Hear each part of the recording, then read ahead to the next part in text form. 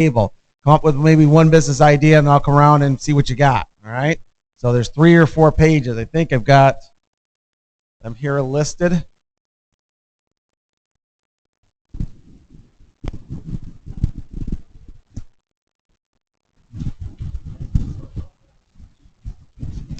So there's things like affordable housing, there's child care, cost of living, discrimination, disease, disaster.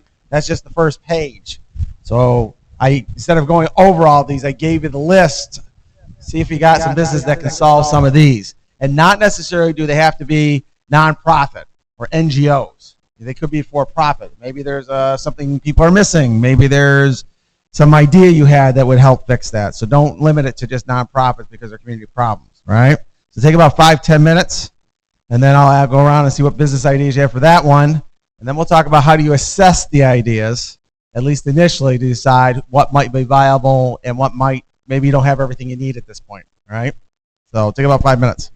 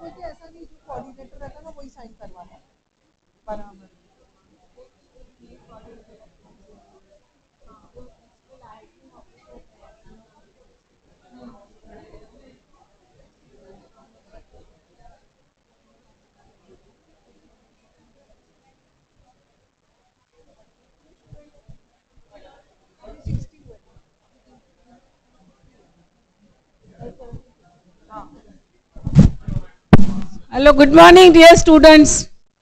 So this is the second day of the workshop, and we are more than happy to have amongst us Professor Christopher Scalzo, who comes from New York State University, and his credentials are very impressive. You should browse through the biodata and the university from which sir belongs to, and it's a golden opportunity for all the Raisonians that you got a chance, an opportunity to complete a certificate course on a very emerging topic, innovation in entrepreneurship, and learning from a person like Christopher sir. So I would request all the students to please be sincere, be disciplined, come on time, because it will not be tomorrow. Nobody who is coming late will be entertained. Okay, so be on time and try to make maximum of this opportunity. It's a golden opportunity. We should give a big round of applause to Dr. Christopher sir. And sir, we look forward to have you every year at Raisoni campus.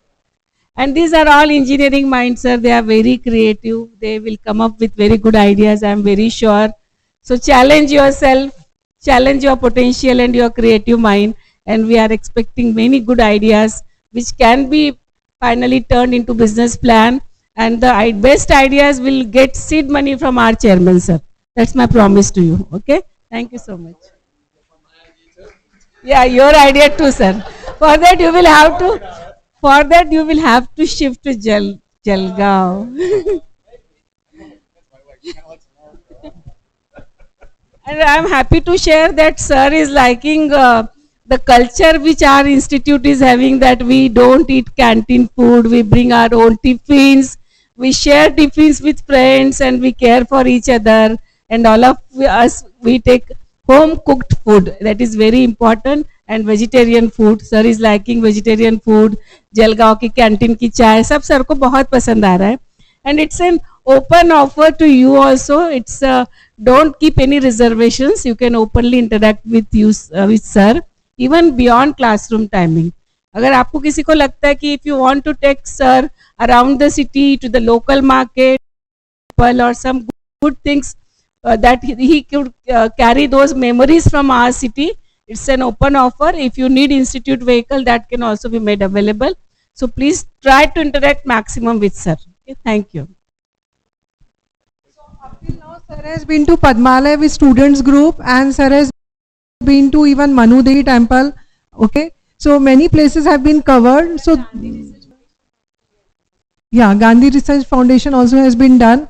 So he has only 21 days stay with us. Okay, so one more week to go. So this a week is dedicated for BTech and BCA students, BTech and MCA and BCA students. So make most of this opportunity. And yesterday sir was telling some few students visited Royal Palace also to discuss their business ideas. So we are really happy for that. And if those students are here, we would like to acknowledge them. So are they there? Are they here?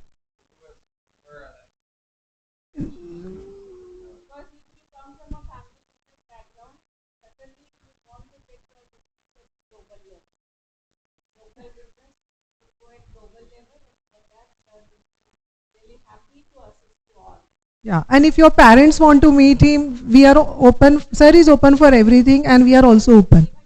Yeah.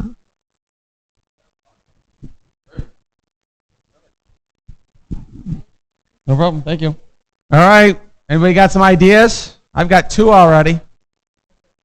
So here's my two ideas. One I don't even know if we could do. The other one I've seen done, but I can see done in Syracuse.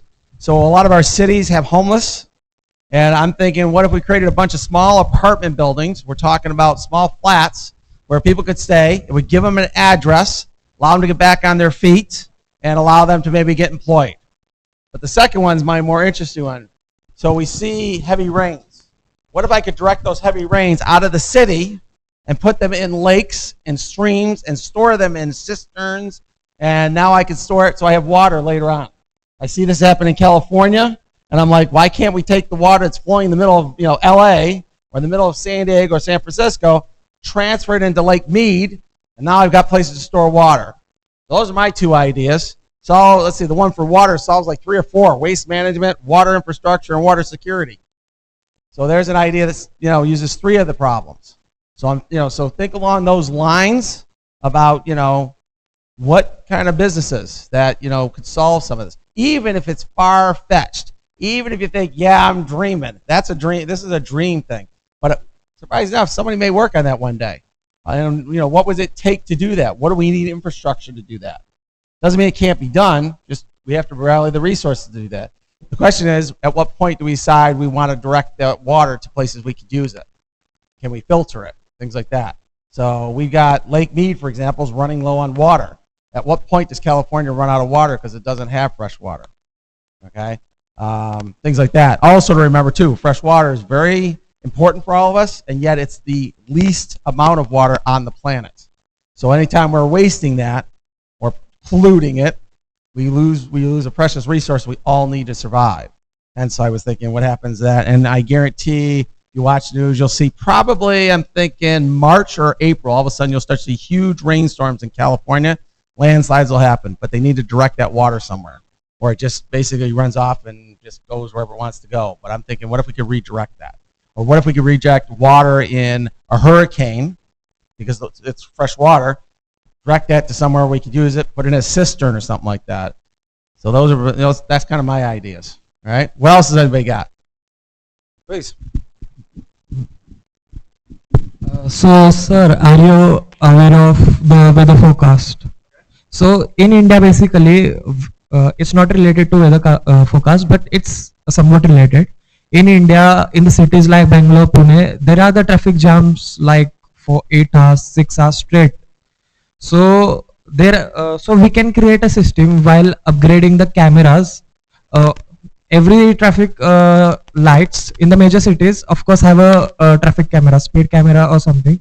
So we can integrate with AI or the technology which will be available in the future. So what we can do is we can calculate the number of vehicles passing by, and with the help of Google Maps integration or app maps from the Apple, so we have an idea that how many vehicles are passing from a similar in here we call it choke or a crossroads. So what vehicles are crossing that crossroads, and the estimation of the vehicles which are to be reach to the another crossroad, to one intersection to another intersection, to estimate what amount of traffic, whether be it a moderate traffic or whether be it a small traffic or heavy traffic jam. So it can also send a notification to the traffic police, so that estimated traffic jam, and if the traffic flow is also slow, and if a vehicle is staggered is stopped at a moment for more than 1 minute, then it also can be considered. Like in Google Maps, we know that if many vehicles, almost in India, everybody use Google Maps for their navigation. So we know that while going, there is a red area mark on the map. So how does it do? It calculates the number of cell phones activated in that area. So that's how we can navigate and make the flow of the traffic slow in India, and also solve the problem. Yeah. Suggestion. Anybody else? Anybody else got ideas for community problems?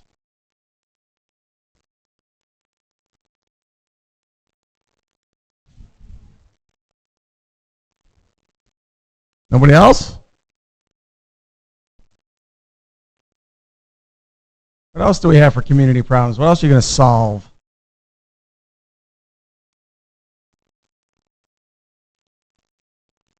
Yes.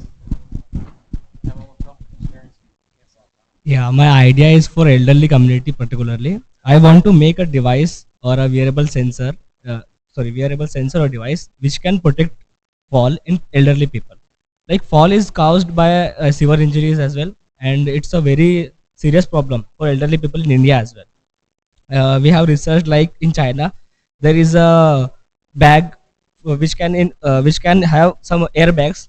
At the time of particular fall in that range, they are opening and the fall is caused prevented. So in India, we can make a device which the help of AI and we can set some APIs in it.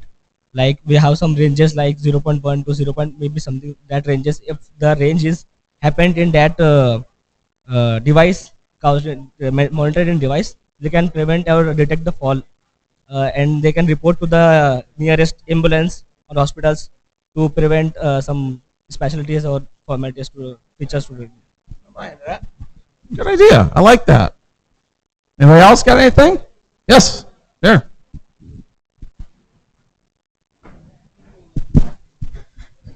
Hello, sir. So the idea is basically for the people who are very health freak, and in an area where it is small, for example, in metropolitan cities like Mumbai, where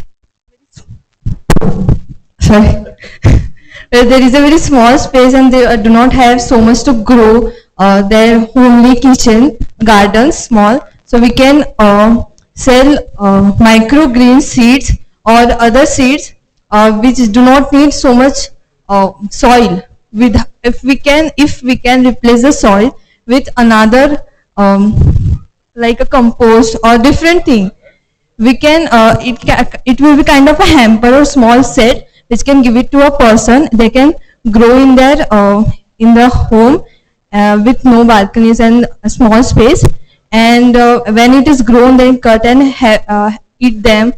Like that we can implement this and sell more microgreens or seeds of spinach or other healthy greens. This will create this will give more proteins or other things to them, and it will be a small kitchen garden type of thing. Yes, for one person or one home only, personal garden kind of thing.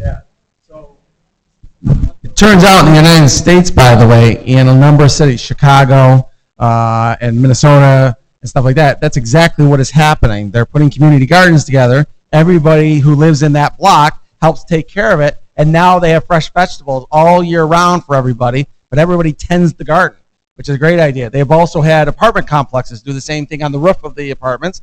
People set up gardens. Everybody gets to share in the fruits of their labor. They all have dinner, and everybody says, okay, I'll take that. So yeah, that's a great idea. I'm just thinking of replacing the soil so that it doesn't create so much mess with soil. If it's possible scientifically to replace a soil, so it will be more transportable also. Kind of that thing. That would work. It's a good idea. Anything else? Oh. In India, I have my own startup. So in India, there is a problem of renting a office, because there are huge rent of offices in professional properties. So can we create a office co-working space like a cafe, early base rental system? So you can come anytime, you can go anytime, you can rent a room for your team, and you can work there as a co-working space, and multiple teams and multiple companies can work there as a early base rental. It's a more flexible workspace. Yes, we can say flexible workspaces. That'd be great. Great idea. Flexible workspace is great in today's society. Maybe I don't need to have it all year round. Maybe I only need it for a couple days a week if I happen to be in town. Yeah. I think in some ways we have to think of different ways to use our space that we currently are. And with now the idea of remote work, the ability to travel, flexible.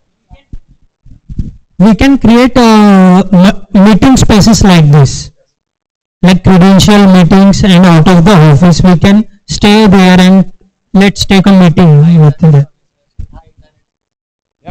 Yeah, I think flexible office space is one of those things that's coming, and I see that in the United States as well. And we've got companies trying to figure out what they're doing with their empty space. That's one of the reasons they're making everybody go back to work 5 days a week. Employees aren't happy, but the employers are. But yeah, they're trying to figure out what to do with their office space as well. So I'm all for flexible office space, particularly if you're an entrepreneur and you have to be traveling somewhere. I just want to be able to have an office for a short period of time. I need it for 1 or 2 days while I'm in, while I'm in country in the city, and then I'm gone. But I need a place to work, need to have meetings. Yeah, flexible office space. So I can see that. Yeah. Good. Anything else? Who else got ideas? Please.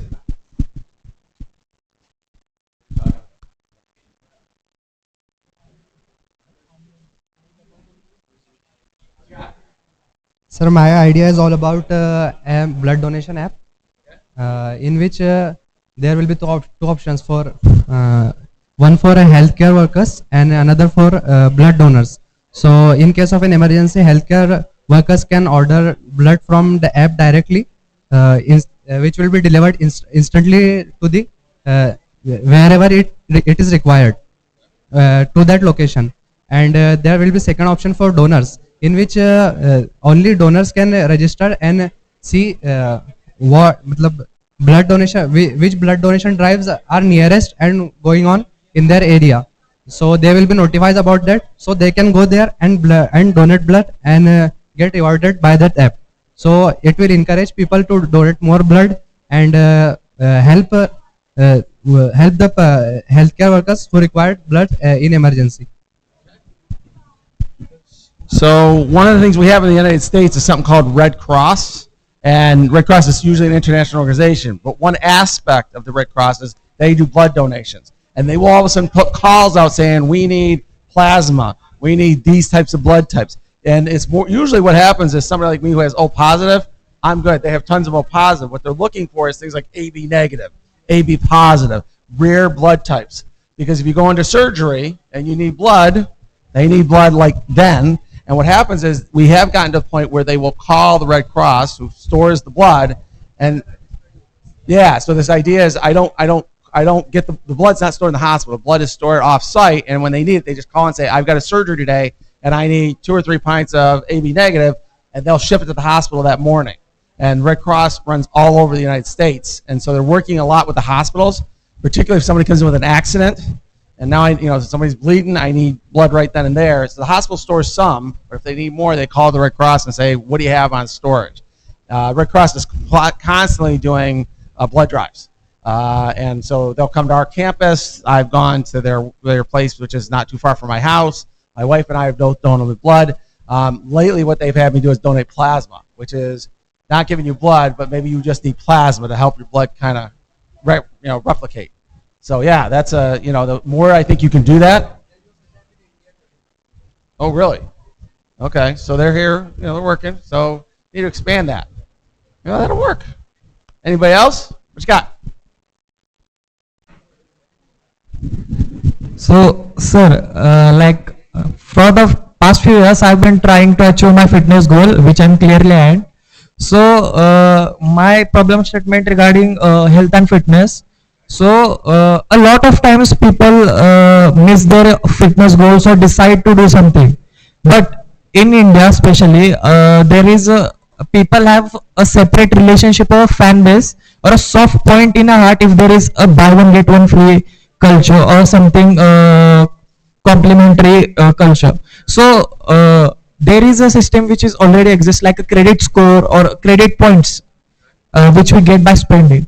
So why don't we design a chain of gyms or fitness hubs which will assign personalized missions to you?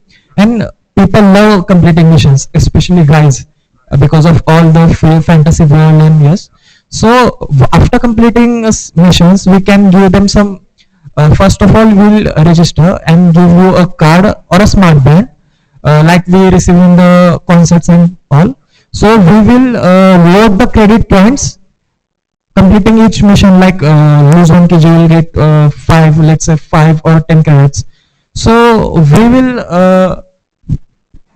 partner with the partner brands or some sponsors, and then we will give them like for 100 credits you can buy a smartwatch, or for 200 to 1000 credits you can even buy a smartphone or MacBook, something type, or a merchandise. Like we can also start a merchandise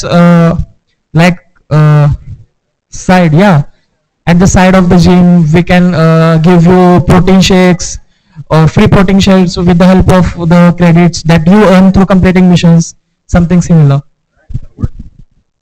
So far, so good. What do we got? Thank you, sir. Sir, basically, I want to solve the sanitization and hygiene problem. We are in India currently. We are facing various services which will take money and solve the or clean the land.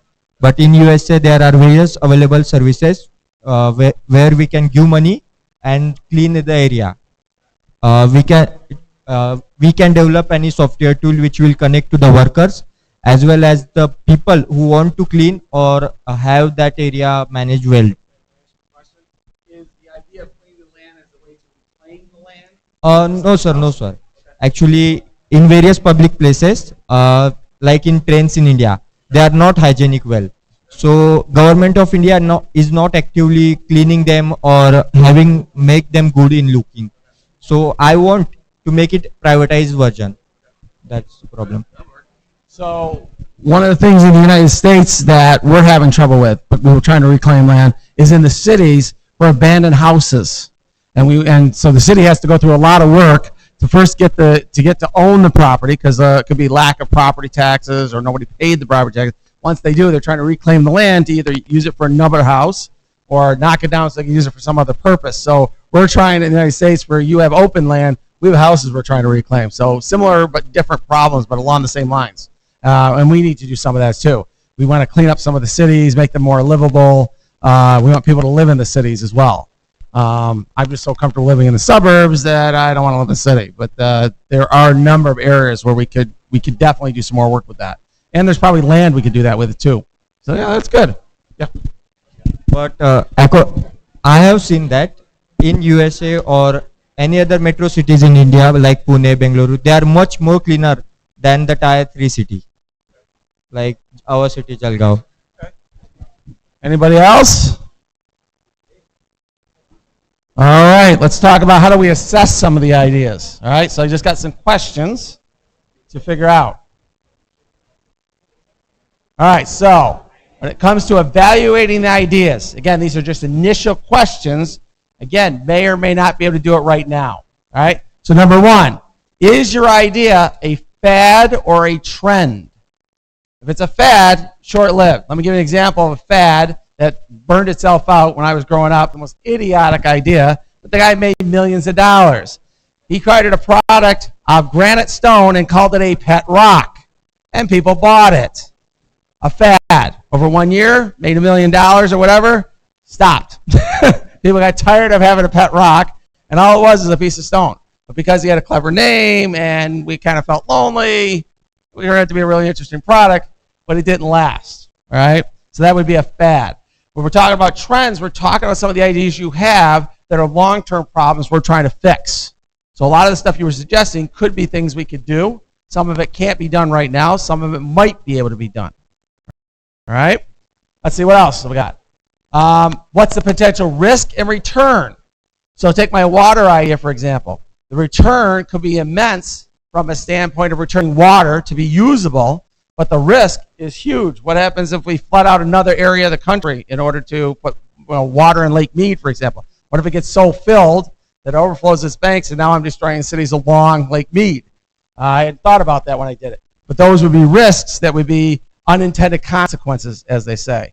So again, what's the risk? What's the return? And is there a return for us on that? You know, we're talking about just putting money out the door, saving some water, but how do you make money on that? Even though that's something we should be doing. All right, so again, what are some of the risks and returns? What initially needs to be put in place to activate it?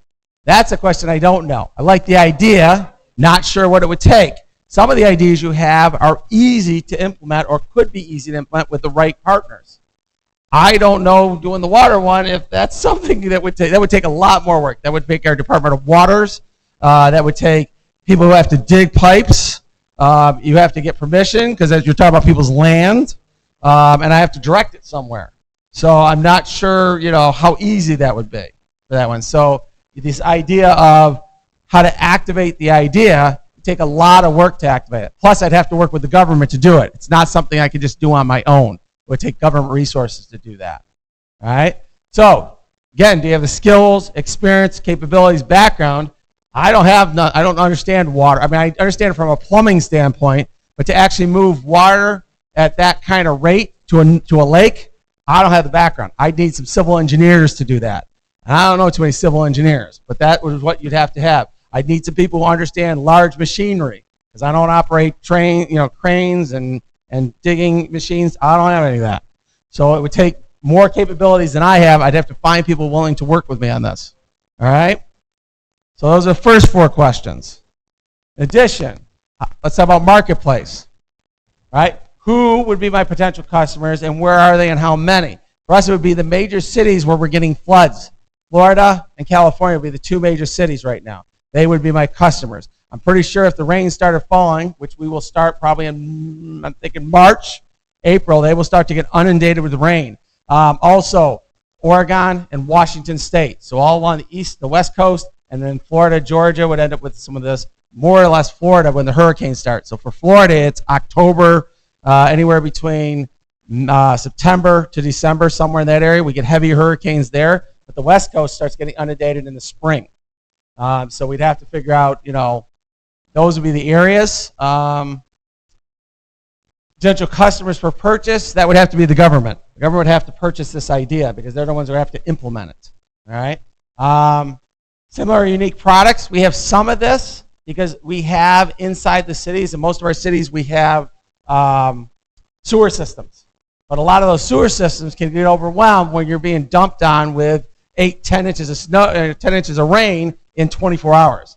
The systems get overloaded. We have flooded roads. Can't pass them with a car. I don't even care if you're driving a truck. You can't go by them.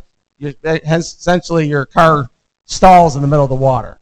All right, so there's still have some issues, even with the sewer systems. But the question is, could we use the sewer systems to maybe do some of that? In LA, that's what they do. They use, they have a sewer system, and then they have this huge waterway that they can move water to other areas, generally out to the ocean. And what I'm saying is, don't move it to the ocean. Put it in places where we can use the fresh water and filter it. All right. And then last, what kind of pricing? Do I go ahead and charge the citizens of LA or the citizens of Washington State to be able to use this? And would they want to pay for this? That'd be the question for that one. And then, how would you promote or advertise? I'm not sure we'd have to promote or advertise. As long as it works, people will be happy. All right? But the real question, does it take care of the problem of flooding in these major cities? That would be the question. All right? So when you think about your ideas, it's, think about all of the other things that go along with it. Doesn't mean you can't do it. You just got to figure out how to get around those obstacles. All right? That's the idea of the assessment. And again, these are initial assessment questions. It may still be done. This may take a little. All right? Any questions? All right. Let's talk about our next topic.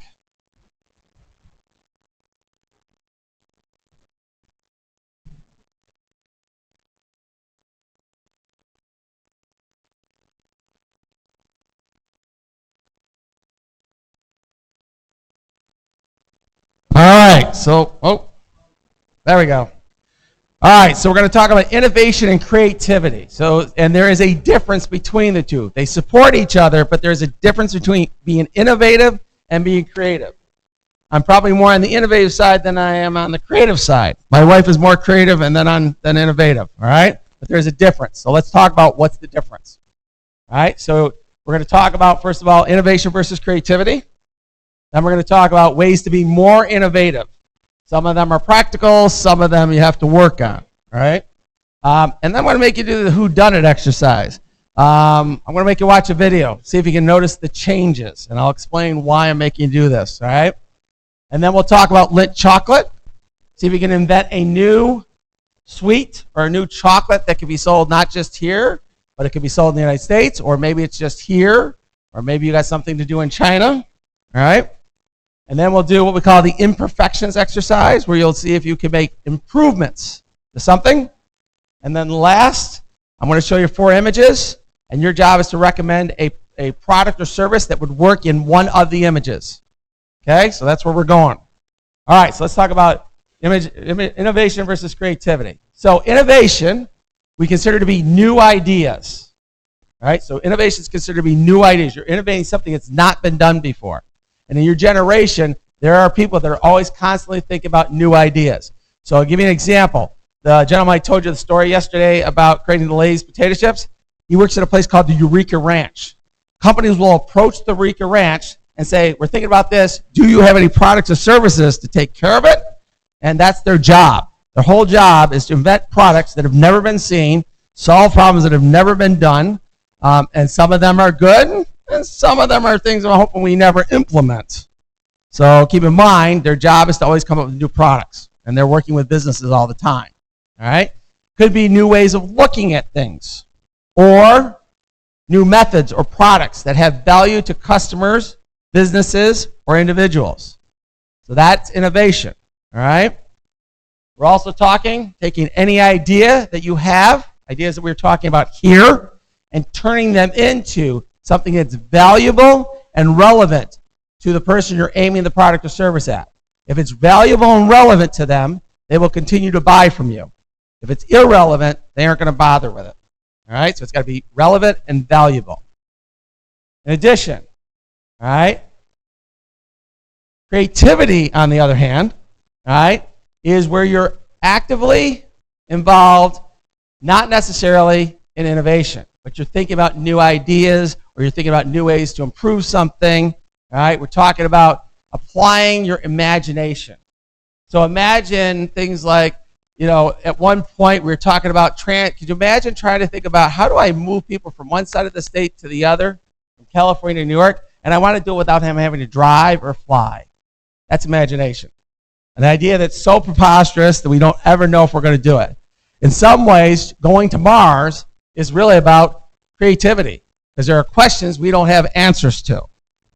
Okay?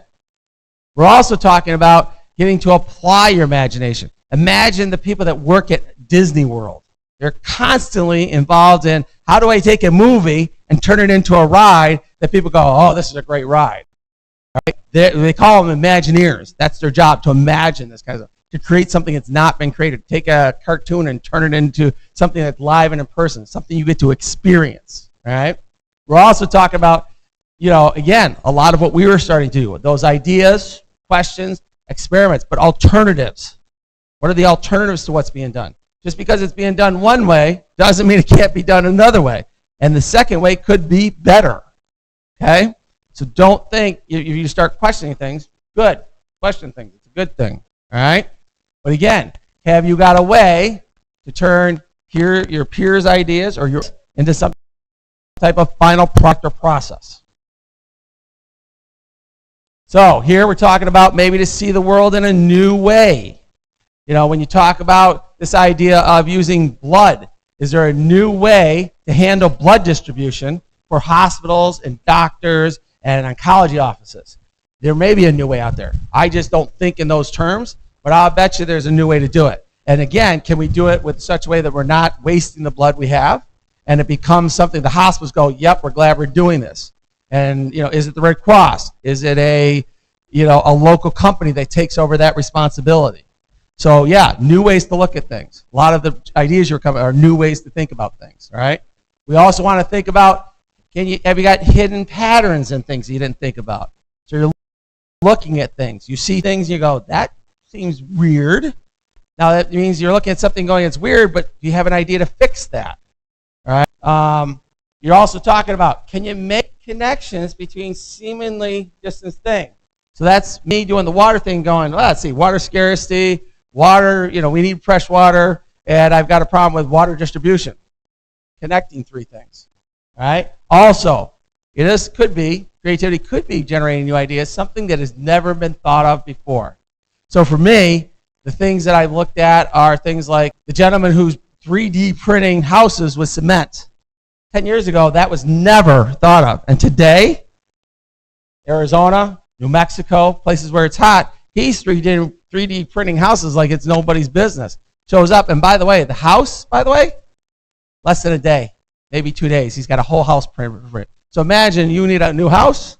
This guy comes in, sets this thing up, and before you know it, in 2 days, you got a house. All the rooms, all they got to do is drop the electric and the plumbing in, which they'll do by dropping in a room. Done. So within about a week, I can give you a completely new house in some of these areas. That was, 10 years ago, that was not possible, but today it is. So that would be a completely new idea. All right, so we've got what we call 4 categories of creativity or 4 categories of innovation. First one's called the Big C. Here we're talking about transforming a complete discipline. So I'll give you an example. In the early 1900s, the idea of doing research and management did not exist. There was nobody researching management techniques. There was nobody researching this idea of how to lead. That was something that came along later. If you were in the early 1900s in college, you were studying things like medicine, engineering, or you were studying economics. Business grew out of economics, and we realized there was some studies that needed to be done in the area. But that was a new discipline in the early 1900s. Around the 1930s or 40s, business started to come into its own. But it was economics you studied. You did not go to school to study business. That's something very current. All right? We're talking about things that could be groundbreaking, but maybe controversial at the time. So try this one out. What if I said to you, we're on a battlefield, and I need to get in hold of the best neurosurgeon around, that somebody got hurt in the middle of a war, and I want to be able to do the surgery, by the way, remotely. Could you imagine telling a guy who's on the battlefield, we're going to do surgery, but the guy's really in Boston who's going to do the surgery on you? And you're going, what? Because why? If I have a good internet connection and I've got the machinery, but the doctor I need is there, and he can actually perform the surgery, why not? And so I'll give you something that was groundbreaking in this area. So in war, most of the people that die on the battlefield are people that are shot and bleed to death, and they cannot get to a doctor. So I happen to know about this because I was on a flight at a conference coming back from Atlanta, Georgia, and this gentleman was in our military, got on, and he had they carry these pouches on both their legs, usually got 2 or 3 of them. And in this pouch, he's got this thing about this long. And he was fiddling one day. I said, what's that? And he goes, if you get injured, let's say you get shot in the shoulder, he says, all I have to do is crack this thing in half. He says, and I pour it in there. He said, it'll solidify that. And guess what? You don't bleed out on the battlefield. I can now get you to the surgeon at the most field hospital, and he can do surgery and save your life. He says, the reason we didn't lose many people in Afghanistan and in Iraq is because we could stop the bleeding there on the battlefield, and now I can get you to the surgeon who may then have to do immediate surgery, and then I'll fly you to Ramstein Air Force Base in Germany, and they'll complete the surgery. So we lost a lot less people because they were able to stop this bleeding, and he just has to clean it up, and then he can do his surgery. That, for us, was groundbreaking in the military. Something real simple. It's only this big, but it does what it needs to. It foams up, and then that's it, but at least you're alive. So when we talk about, that to me is small, but it falls into this idea of, big C. All right? Also, we're talking about possibly, things like the theory of relativity, the theory of evolution. At the time, people are like, oh, wait a minute, theory of evolution goes against everything in the Bible and many other religions. But the theory of relativity, when he presented that in the 1930s, they said, what are you talking about? He goes, well, this idea we could pass through time. They all thought he was off his rocker. Since the 1930s, by the way, when he presented this, they've now proven a number of his theories to be very true. So he was off his rocker at that point. Most of his stuff has been proven to be very true, but that was groundbreaking at the time. And now they're using it to say, can we travel from one planet to another with light engines? They're trying to figure out how to do that. All right, next category, proces, so a little lower. All right, here we're talking about something that might take you 5-10 years to develop, but the idea is you're going to be able to develop it. That means things are starting to congeal in the right place. You got the right components. You got the right ideas. So in some ways, AI back in around the 70s was in the big C. This is something we hadn't thought about. How do we use computers to help us do work? We're now probably in this area. There are things that are going to come out of AI that are going to happen over the next 10 years. And we're just in the infancy of this. And we'll have to see where we end up. What will you come up with that will help AI? What things will you use that augment AI? All right? Also, this right here is what a lot of the universities are doing research in. And they're working with the governments. They're working together. But this is where a lot of the university research sits. They're taking things that can be theoretical and trying to figure out if they can make practical. At some point, all universities, by the way, have to usually hook up with somebody who can make it happen. So, for example, my daughter, who's doing research in chemistry, is doing a lot of theoretical research. At some point, they're going to have to get together with a chemical engineer to produce what she's doing. That's not her job. Her job is to produce the theory and then turn it over to a chemical engineer who makes it practical, who can now apply this to different things. Because I was asking her about that. I said, will you be able to do this? She goes, no. So I have to turn this over to somebody else. I said, oh, okay. But the idea, I'll have to see what she does with this. All right, next category. We call this the little C. We're thinking about how do you make things from a little more flexible, might be novel. We're building something every day that you could use. We're talking about resolving complex problems at work, making them more simple. Talking about purposeful practices and discipline. This is 3M. If you work for 3M, you're doing this 8 hours in a week, 52 weeks a year, and at the end of the year, in order to get promoted, you have to be able to tell your manager what you innovated, what you did that was creative to get promoted and to get your raise. That is part of how you get assessed every year at 3M. The last one is what we call mini C. These are the ideas that we sit here and we talk about as teachers. We're, parents, we just get ideas, not really visible. We got some ideas, we just kind of talk, but it doesn't really go anywhere unless somebody says, I have an idea on how to use that. But these are the smaller things. Again, solving math problems in different ways. And we now, math, the way I learned it when I went to school is very different than the math learned in the United States today. I'm not sure I could teach my grandchildren math, because I learned it very differently than what they do today. I don't know if I like today's math. Same thing. All right, so how do you be more creative? All right, let me ask you a question. As you are engineers, almost everybody in here, do you feel yourself to be creative? Okay, and that's generally, so innovation and creation, a lot of engineers are in this area.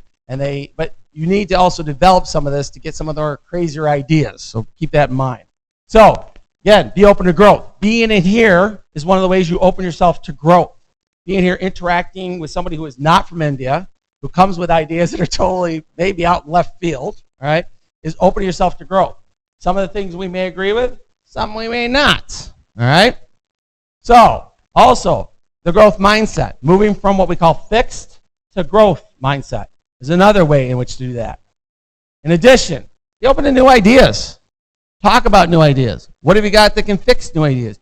As engineering students and people that will go to work in engineering, you're naturally the best fit to fix problems.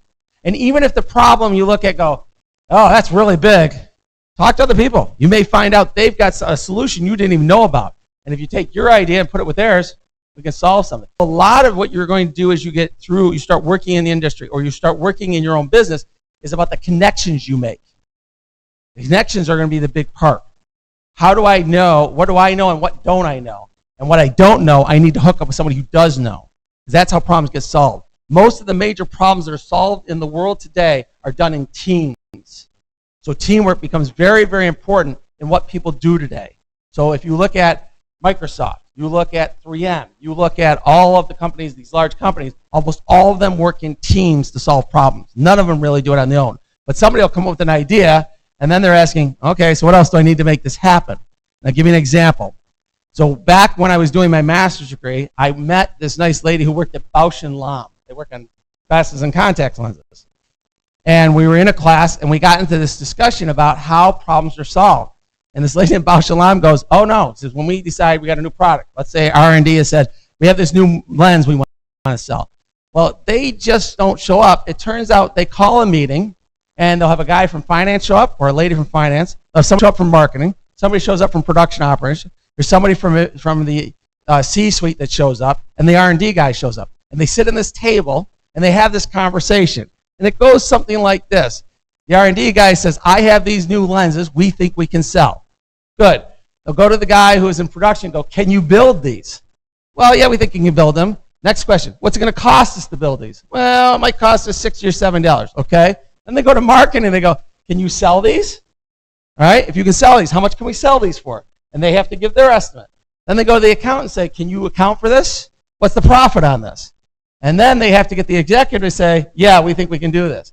But this meeting takes place, they have found out, saves them a lot of time in the end, and things get done a lot quicker because everybody's at the table and everybody gets to give their opinion. And they also think, what are the risks involved? And it don't matter if you're in finance, doesn't matter if you're marketing. If there's a risk you're thinking about, this is the time to say it. I don't want to get this in the middle of this and find out, geez, we didn't account for this risk. but they're trying to think about this idea of taking these new ideas they've got and making sure we can turn them into products or services. All right? Also, think outside the box. How do you solve problems that you didn't have before? And in your lifetime, things like climate change. You're going to be trying to solve climate change. Let me give you an idea of how they've done this. I don't. Do we talk about Venice? Did I talk about Venice, Italy? Yes? No? So one of the ideas that Venice had, I think I was telling you about, you can tell how it floods. Did I tell you about that? There's an innovative idea that had to be solved. And we're not talking small. We're talking very large to do that. So keep that in mind. You're going to see more of that. New Orleans, I have a feeling, is going to be borrowing that same technology. Again, see things in different ways, make connections between very disparate things. All right? They were saying that some of the ideas that came out for nanotechnology actually came out of biology. It had nothing to do with computers. It had to do with biology. They were connecting some things on how things work in the animal world, and they kind of said, well, geez, this is interesting. Can this work over here? Turns out some of the best research has come outside of your area of expertise. That's why they tell researchers, read stuff that is not within your area of expertise, read stuff outside. You create then disparate links. All right? All right, what else we got? Take risks. Plan a roadmap, steps, but take some risks. When you're in engineering and you're going to be working for companies or working on your own, you're going to have to take risks. It comes along with the territory. And not everything you're going to work on is going to come out perfect. But make the mistake and then realize, okay, can't do it that way. Let's try something else. Have a roadmap. And you want to work for a company that allows you to take the risk and say, okay, so you failed. What'd you learn?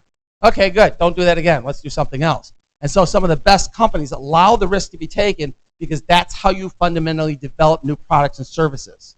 So if you ever own your own company, allow your employees to take risks. And if they're comfortable saying, yep, I screwed up, good. What'd you learn? Well, this is what I learned. Okay, what are you going to do to fix it? And you're interested in the solution, not the fact they screwed up. How are you going to fix it? All right? You want them to come to you with solutions. All right? We also, when we say think outside the box, we're talking about new solutions to problems. So what are some of, let me ask you a question. What are some of the big problems in India that you guys are facing here? Is food a problem? Is food insecurity a problem? Okay. What do we got? What's that? Pollution. What would you do to solve pollution? There's something. What's that? Plant trees. They were saying that in, is it South Korea? They plant a whole row of trees and they did them on the middle of a major highway. They also in the cities plant trees. Here's the interesting thing. They plant fruit trees. So the homeless got something to eat. Now I've taken care of two problems at once. I've got plants that are taking care of the pollution, and now I got fruit for people to eat, and year round. Simple, again, outside thinking, all right? Look at other things. Oh, here's an interesting idea I saw the other day, which I thought was really nifty. There's a house in France, and they built a greenhouse around the house, constant temperature for the house, and they can grow plants year round with hydroponics. So a place that has snow now can grow food year round, fresh food year round. Innovative. I thought that was pretty nifty. All right? What else are we talking about? Again, being passionate about something helps you to think creativity. I'm very passionate about teaching, so I'm always thinking about ways to do things better in the area of teaching. Here's the thing most professors are trying to do. What I want to do is I want to get you to feel the lesson. The more I get you to feel the lesson, the more you'll remember it. It'll stick with you. Let me give you an example. In my doctoral lesson, I did what they call an applied doctorate. So mine is not theoretical. Mine is take information, come up with a better solution. So in my doctorate, in my last semester, I go in. We're in Phoenix, Arizona. I am in with about 20 other people. We're sitting around the table. My professor comes up and he taps me on the shoulder. He says, you have to move group. He says, take all your laptop, everything, and find somebody else, and whoever you point to, they have to move. They cannot refuse. So some people were moving. They were the recorders. They had all the notes, and everybody in the group, their jaws dropped when they realized all of their notes just left. They have nobody to remember anything. They don't know what they studied, but they had to move. And we did this with 6 or 7 tables, right? And so what stuck with me is the idea is, what do you do with change? Where's the backup? And so I've always remembered, back stuff up. At certain times, I have to back up my notes. I have to back up my grades to make sure that if I happen to be somewhere, I can get at my information. All right. Here's the second thing he did to me. So we're presenting. A gentleman that I've known for 3.5 years. We worked together.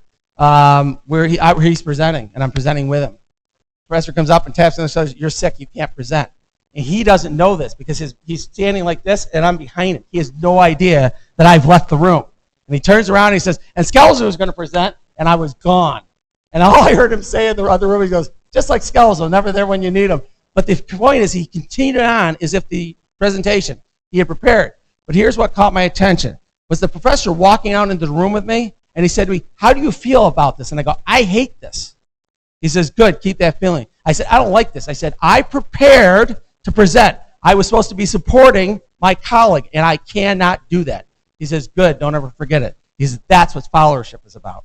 It's making sure there's backup and making sure you are there to support your colleagues. It is not about you being the number one person. It's about support, but acting as a team." Okay? So that's that if I can get my students to feel that, I've done my job as a professor. So trying to get you to feel stuff is important. I haven't figured out exactly how to do that in finance. I'm still working on the finance part. All right, but the more you can do that, the better you're off. You're off doing that.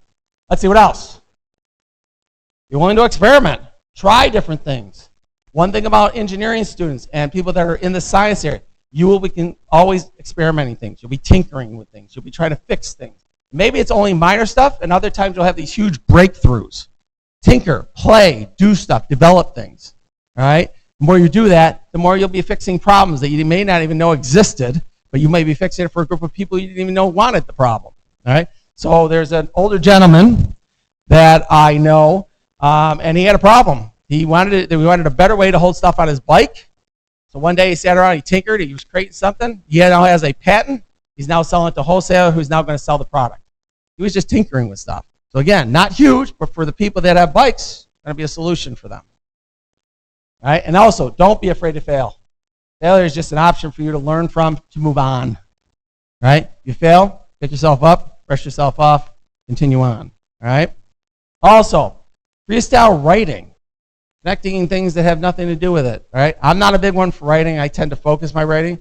But people who are creative, they'll just start writing stuff, and then they'll put it down, and they'll come back and write something else. But this idea of just writing thoughts that come into your head. I'm not a big advocate, but it works.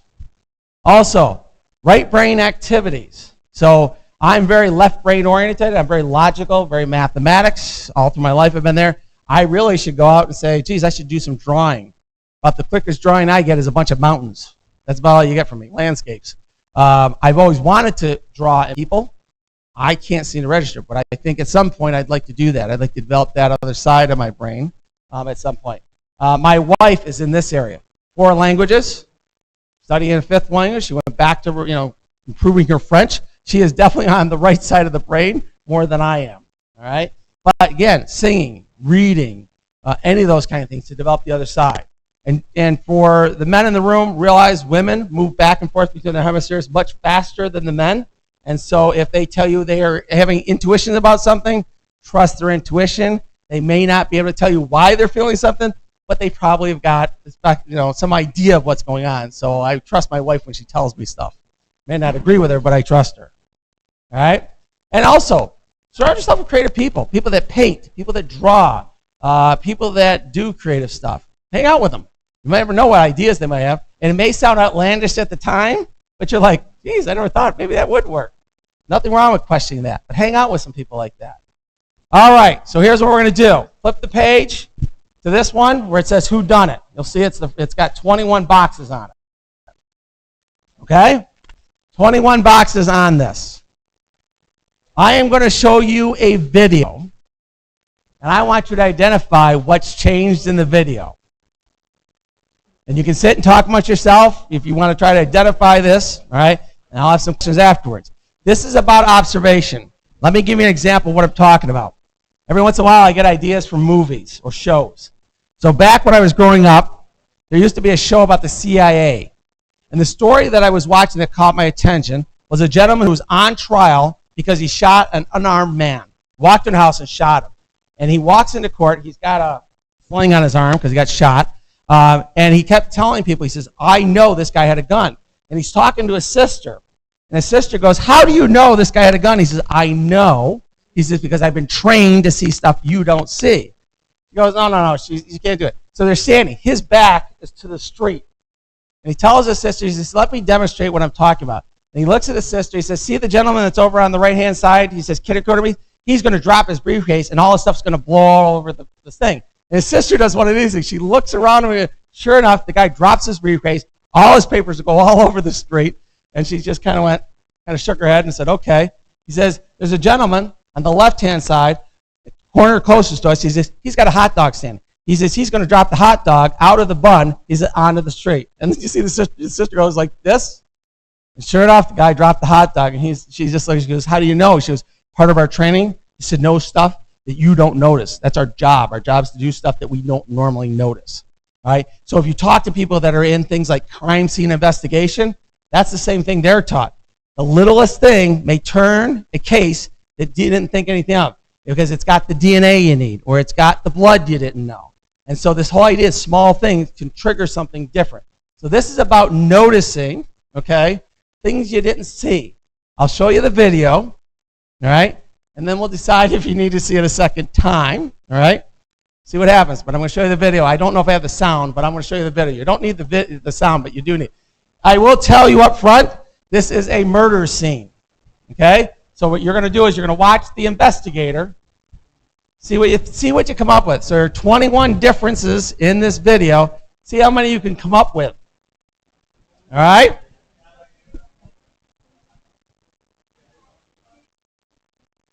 All right, so let me give you a little background before you start, just so you know. Remember, what we end up happening is we do fail to notice things. So if somebody asks me on my day to work, how was your drive to work? I'll go, uneventful. Unless a deer runs out in front of me or there was an accident, nothing changes for me, all right? So that's the first thing. I don't notice anything unless something's changed in my world, all right? So here's things you can think about.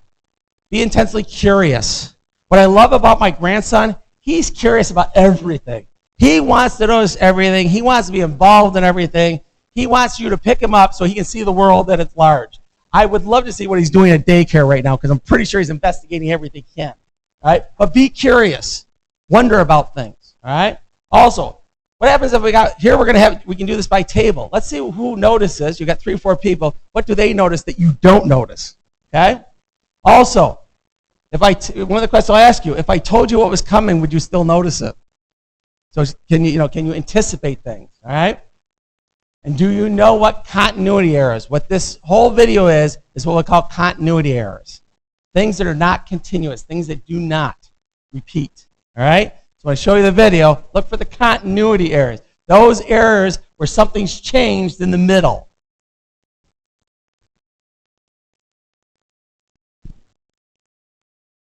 All right, so we're going to watch the Bob. You're going to change it. So here we go. You ready? This is the scene.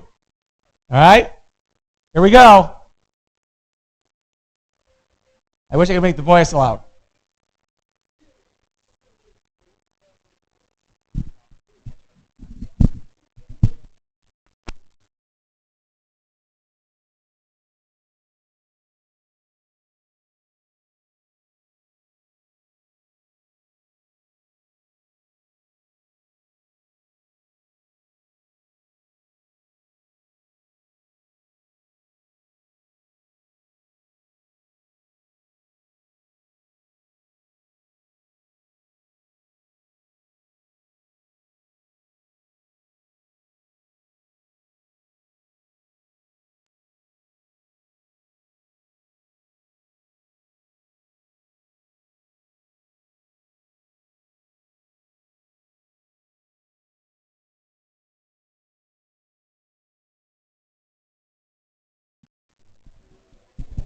How many changes did you notice?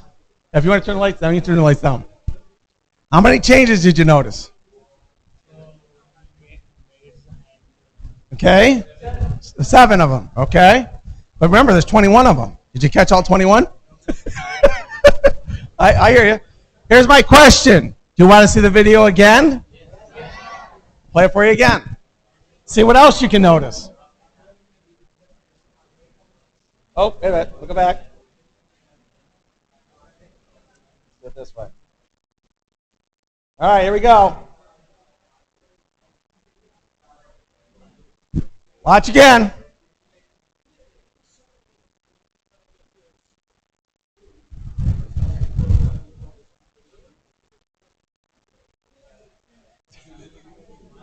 And it's only 2 minutes long, maybe a minute and a half.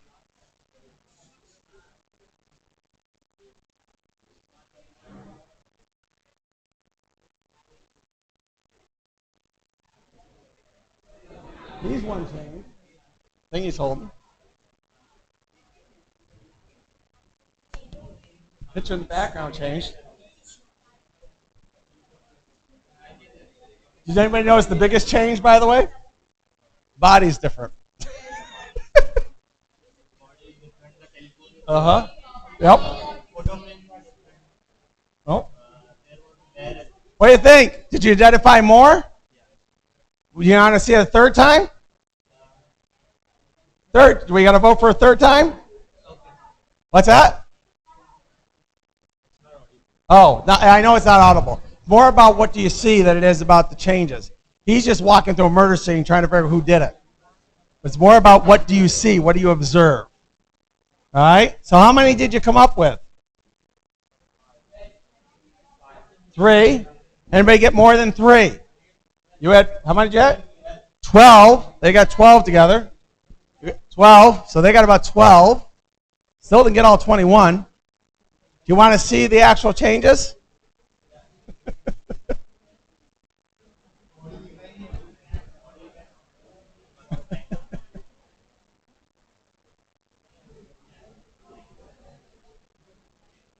All right, here you go. This is the changes that you didn't see. Some of them you did, some of you didn't.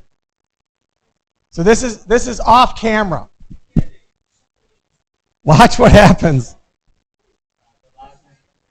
That goes. New plant. By the way, new tablecloth. There goes the dead guy. The dead guy moved. Right? Hold on. New guy will be coming in. And the rug went too, by the way. New guy coming in. And by the way, the weapon changed. It's now a clock instead of a thing. Oh, yeah. And by the way, the picture in the back changed, by the way. Was covered up. Now it's, some old guy back there. Oh, yeah. Uh-huh. What do you think? Did you spot him now? So, thank you. So the key is, by the way, to be observant. You may not miss everything, all right? And I'm not always the most observant person. But if something changes, so it's my regular routine, I'll notice that. But if it's just a regular routine and nothing's really changed, I don't really remember a lot. Something has to happen. So I have to have an accident on the thruway, or I need a deer to run in front of my car, or I need to see somebody along the side of the road for me to have context to that. If I don't have that, well, remember. So let me show you, by the way, let me show you the scenes side by side so you can see what the difference were. There's the two scenes side by side. When you began, this is where you are at the end. So about the only thing that didn't change, did you notice the two things that didn't change? The suit of armor, the sewer armor, and the maid are the only two things that didn't change. Everything else changed in the scene.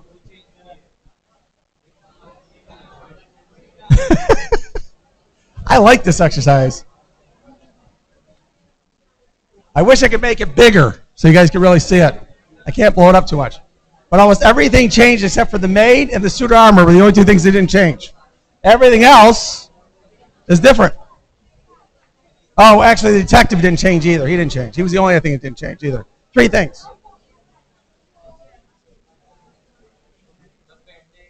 Yep. Painting in the background changed. Was covered up, now not. Let's see. The butler changed what he was holding. Of course, the guy who was the dead guy changed. He came out and somebody else came in. The weapon changed. Tablecloth changed. The flowers changed. So now that we've seen the changes, I got some questions for you.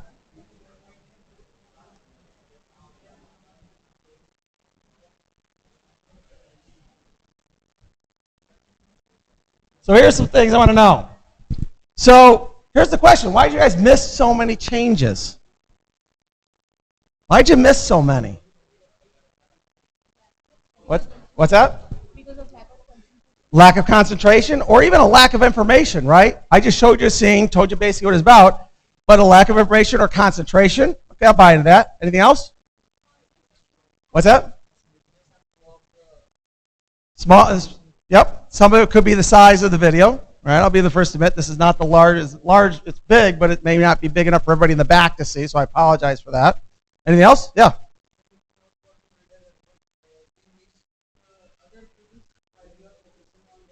Correct. So you're focused on one area, and then everything else is changing around it. I agree with you. That was when I first watched it. That was what I said. I kept watching the murder victim, and I realized he changed, missed all the other changes that are happening around it. Saw the murder victim change. I'm like, wait a minute, hold on. There's 21 changes. So when I was getting ready for this, I had to step back and go, so what really changed? And then the second time I got more, the third time I got more, I started noticing because I started widening what I call my peripheral vision to see more than just what was in front of me. All right, so all good examples of why you missed stuff. All right. So again, first of all, it's quite difficult to notice all the changes. So if you're working with somebody, it's easy to say you watch and we'll watch together and see what we have. Right, but difficult to watch everything. All right. No matter if you're trained or not trained. But the idea is you want to try to notice as much as you can, right? Again, even things that are happening in plain sight. This was in plain sight of you, and yet we still miss stuff. I miss stuff when I watch this. All right? And again, at any given time, we only detect a fraction, by the way, of what we notice. And the reason is if you take a psychology course, psychologists will tell you we have filters. And we notice everything, but our filters say, I'm sorry, I'll remember this. Don't care about this. And a lot of it is built upon family, how you grew up, how you were taught, things you were taught to notice, things you were not. We have these filters on it because we can't store everything. So our minds help you figure out what you can store and what you can't. And this is why bias sometimes creeps in. And you say, well, I remember this. And somebody's going, yeah, but that's not what happened. It's the filters that you have, okay? You see it one way. My wife and I are in this struggle all the time. She sees something one way and I see it something else, and I have to remember her and I have two different filters. Some of hers are cultural filters that she sees stuff that I don't see. So I have to ask her, so what did you see? So we get this conversation about what she saw versus what I saw. And so sometimes I have to inquire more. All right? Again, you're reconstructing out of your head. You don't have something like two videos sitting side by side so you can see the changes. Here's the real question now. Would it have helped if I told you what to look for? Maybe. Or would you have still missed it? Even if I told you what to look, would you have still missed some of it? 21 things is a lot of things to remember. A lot.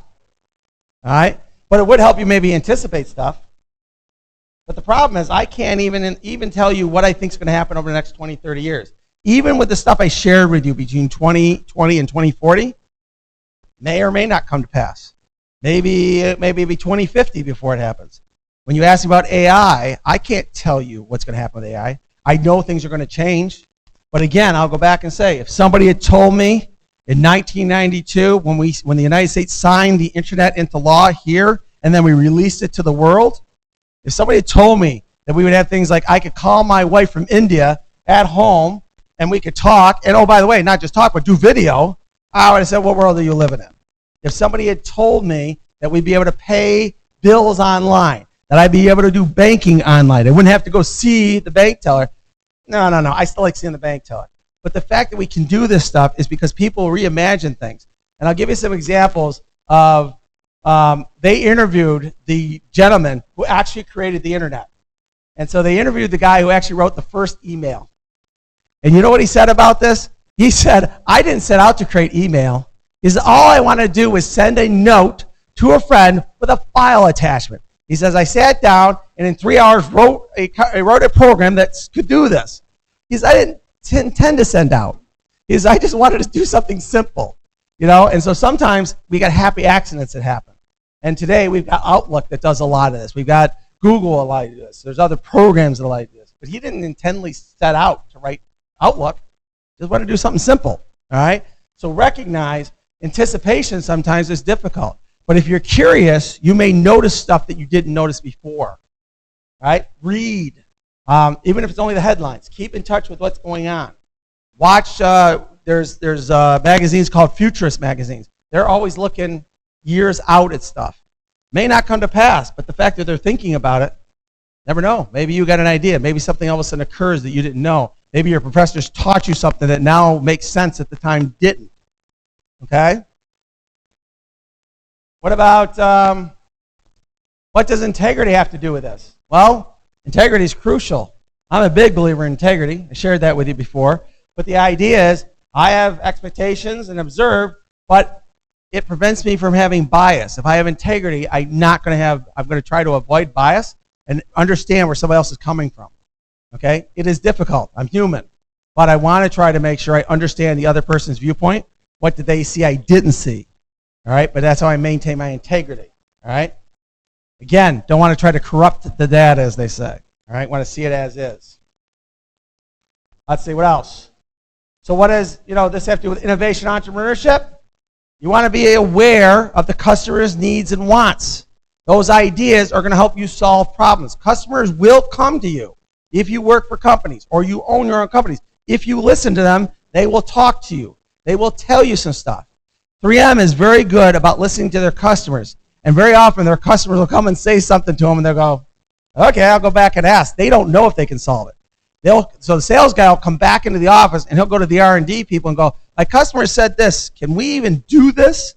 They may not be able to do it. The R&D guy then goes to another one and says, they were talking about this. Is this something possible? They get together and it may be solvable. But at the moment, the sales guy has no idea if it can be done. That's not his job. His job is to find the idea and bring it in. And this is how ideas have gotten started, okay? And realize that, ideas don't always start, with customers. It could be something totally different. I'll give you an idea of, shall we say, something that started off being one thing and turned out to be something else. So Viagra is a perfect example of something they started off with one thing and got something else. So the story of Viagra goes, they decided, does anybody know what Viagra originally was supposed to be? What the medicine was originally for? It's a heart medicine. It was to help the blood flow in the heart. That was originally the whole thing. So the doctors are now in stage 2, stage 3 trials. We're now interviewing people who are taking the drugs. They now called the people in the office. They're taking their blood pressure. They're taking their blood work and all this. Now they have to go talk to the individuals. So they've done all this, and mind you, there's about 3 or 4 physicians talking to the individuals. The physician goes in to talk to one of the guys, and they walk in. They say, how do you feel? He goes, I feel really good. He says, and then he looks at him and says, yeah, but I really want to go home and fool around with my wife. And the doctor kind of went, huh? And he didn't think anything of it, walks out of the room after they have the discussion, and didn't say anything to the other physicians. The other physician goes in and gets the story. 3 or 4 of these physicians are having the same story. They finally come out to the hall and they go, are you getting this really weird conversation with the patient? He goes, yeah, we're getting this real weird conversation. And they first realized that they may not have a heart medicine. They may have something totally different. And so Viagra became something different that fixed the problem they weren't even looking to solve, but this thing was able to solve something that they had never expected. So keep in mind, just because a product you come up with may not solve one, it may solve another problem, all right? And very often, companies have stuff like this all the time. Something that won't work, but will work something else, all right? Also, the key for you is going to be awareness. Be aware. Be curious and be aware. You might all of a sudden realize, geez, I got a problem in my life and I want to solve it. A lot of businesses get started from things you're trying to solve in your own life. And all of a sudden you realize, geez, all of a sudden now you have a product you didn't have before. All right, but be aware. Be curious and be aware. Self-awareness is another one. Be self-aware both about what you can do and what you know you cannot do. And if you cannot do something, find somebody who can. Link up with people. Connections are the best example. And I'll give you an example. Remember the how, what, and why exercise, the why, what, and how exercise I made you do? They came to Simon Sinek one day. He had a customer who asked him, can you come in and help us? And he kind of said to him, well, what do I need to do? And the guy gave him a list of things in the honesty, the integrity, the idea of self-awareness. He came back and he says, well, I can do this, this, and this. I'm kind of okay at this. He said, but this I can't do. He goes, but however, he says, I know somebody who can do this. And they hired him because he was honest about it, and he was able to bring somebody who could solve one problem, and he got somebody who could do the other so-so one, and he handled the other 4. And he says, they said they hired him because he was honest about that. But he was self-aware about what he could do and what he was definitely limited in. So be self-aware, and there's nothing wrong with having limitations. Be aware of what they are. Okay? All right, so let's see, what time we got? What time are we looking at? All right, so let's stop here. Let's do about a 10-minute break. Come back, and then I'll do about the benefits, and I got some other exercises for you to do. All right? and then we'll break at 1 o'clock. All right, so come back in 10 minutes. All right, take a break.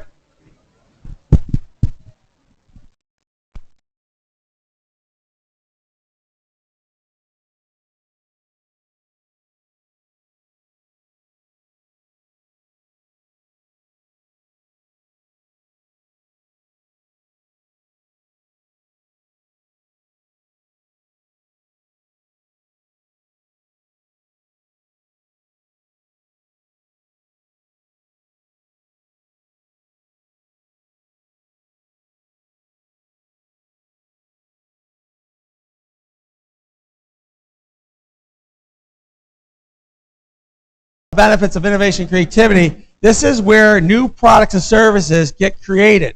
This is where you guys as engineers come into play. You're going to be the ones solving new problems, creating new products, creating new services.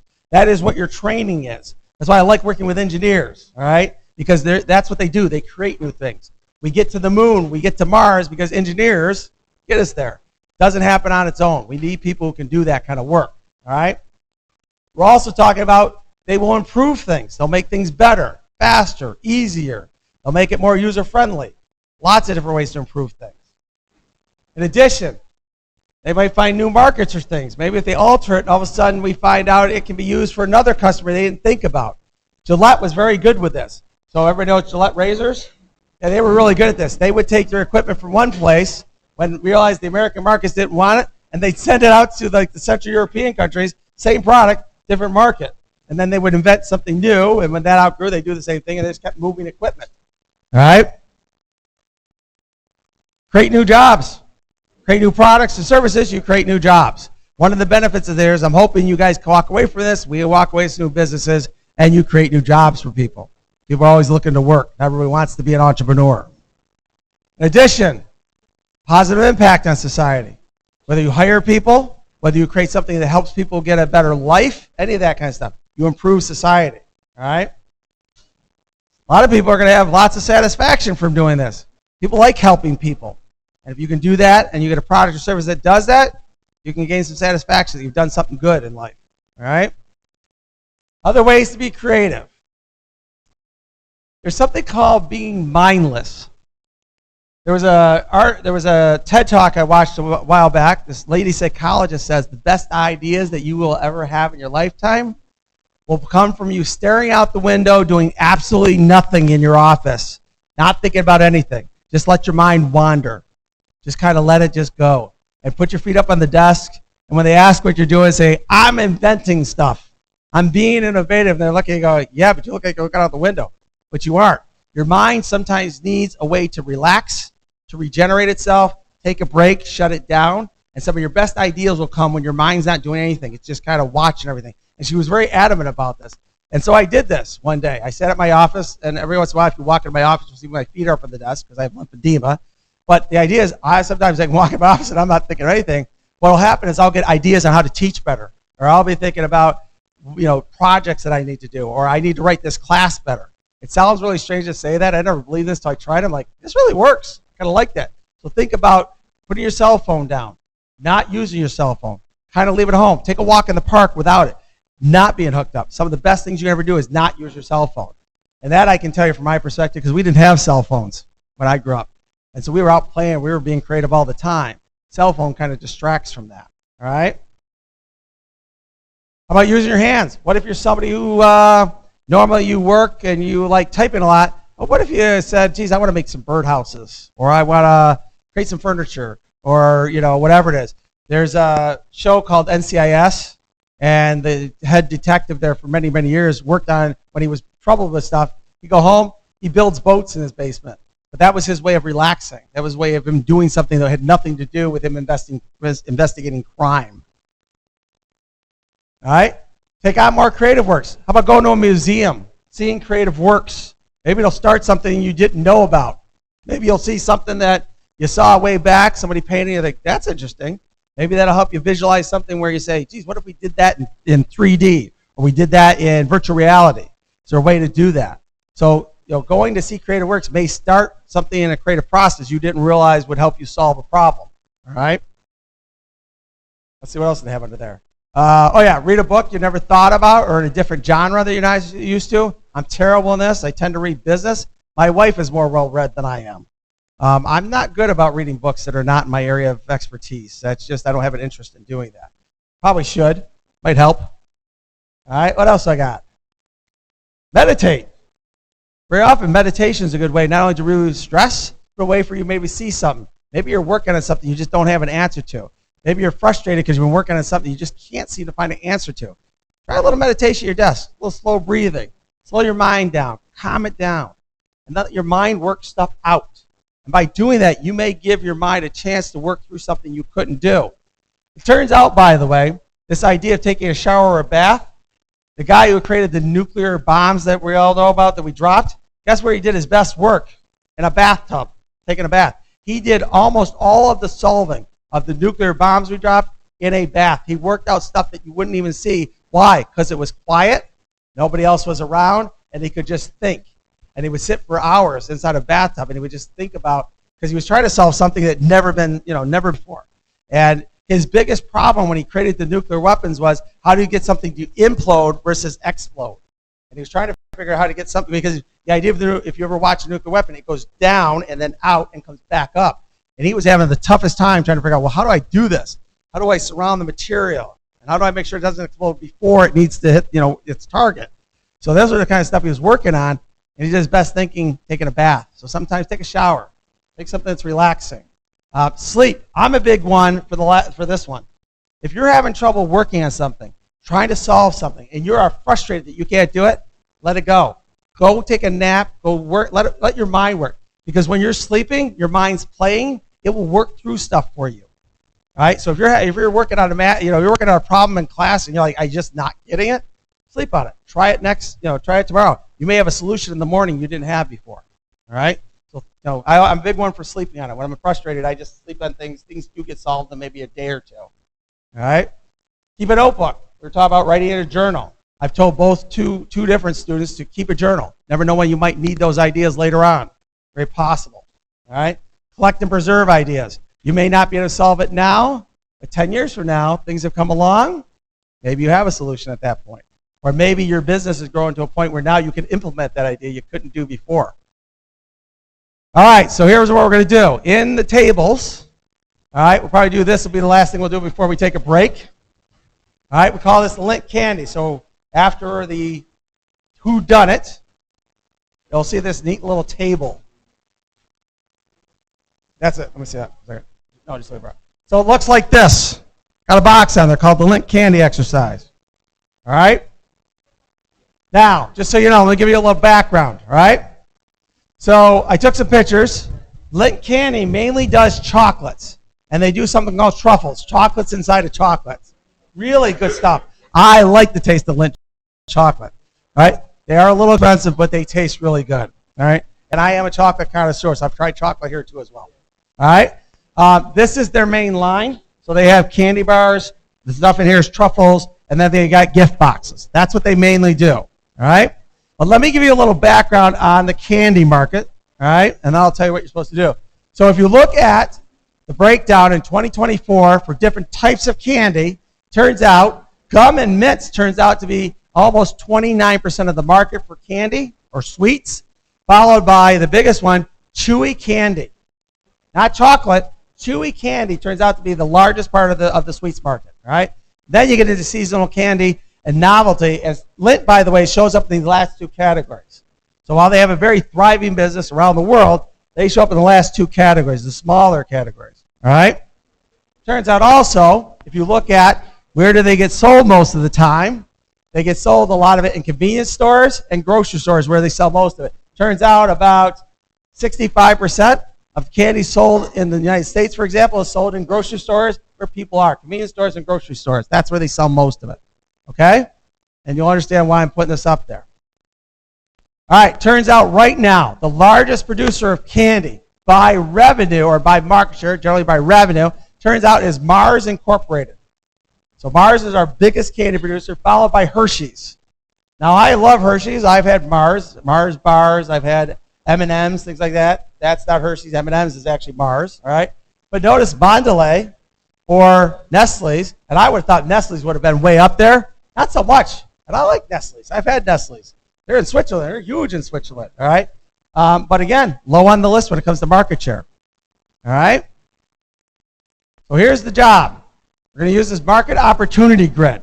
All right. So on this, as a team in the table, all right, here's what I want you to do. Looking for 3 things. So get together with the people around you at the table. And your goal as a team is you want to increase the market share of the candy market or enter a new one. Okay, so you're looking to do one or the other. And here's what you can do. You can either retool a current candy that Lindt has and try something. So could you do a new chocolate that would have something that would give it an Indian taste? Maybe some spice that we don't do. All right? That would be interesting. All right? Maybe develop a new product based upon something they have in their current lines, or I'll allow you to create and develop a completely new thing that they don't even do now. All right?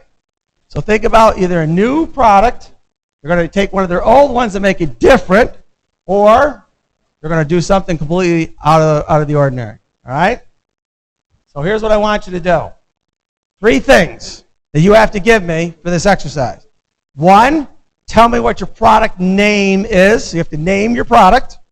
Number 2, where will your product exist on the product grid? So which market are you going to go after? The healthy market, the gifting market, or the hunger market?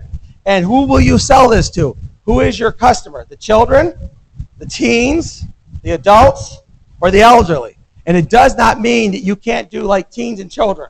You could cross over to 2 or 3 of them, right? But I want to know who you're focusing this on, which is the 3rd one, the categories for the product.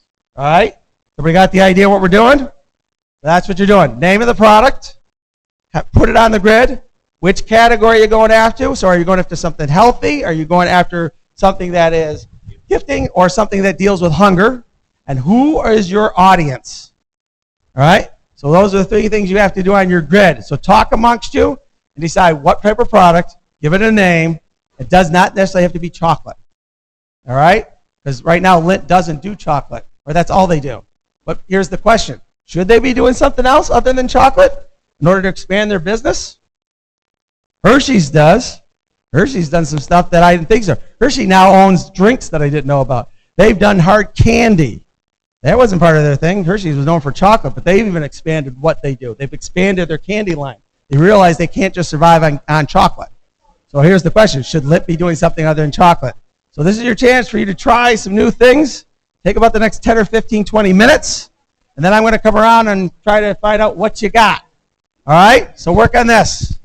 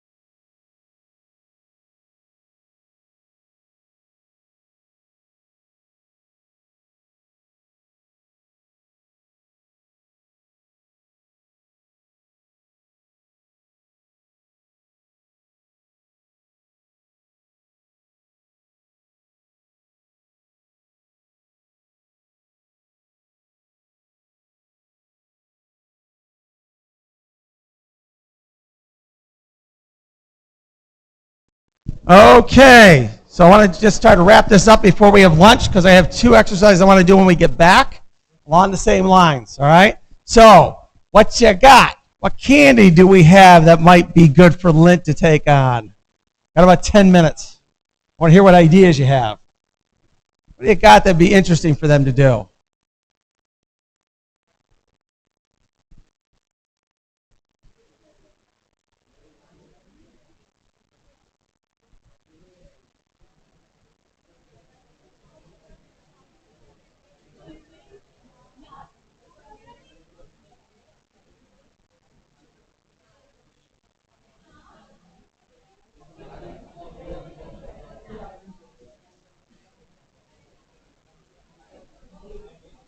Got one?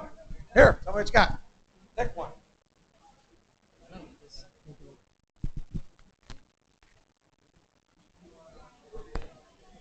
What about that one? Just pick one of them. Do one of them. Yeah, just pick one of the products. I don't care which one it is. Talk to me about this one. Tell me about it. Yeah. Tell me about that one. It's not that special. It's just. All right. Well, what are the other ones?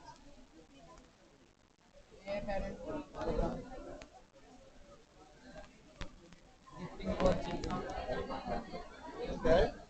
Maybe that one. That's an interesting idea. What if you combine those two? It's bars and chocolate. The same. Combine the two. Okay.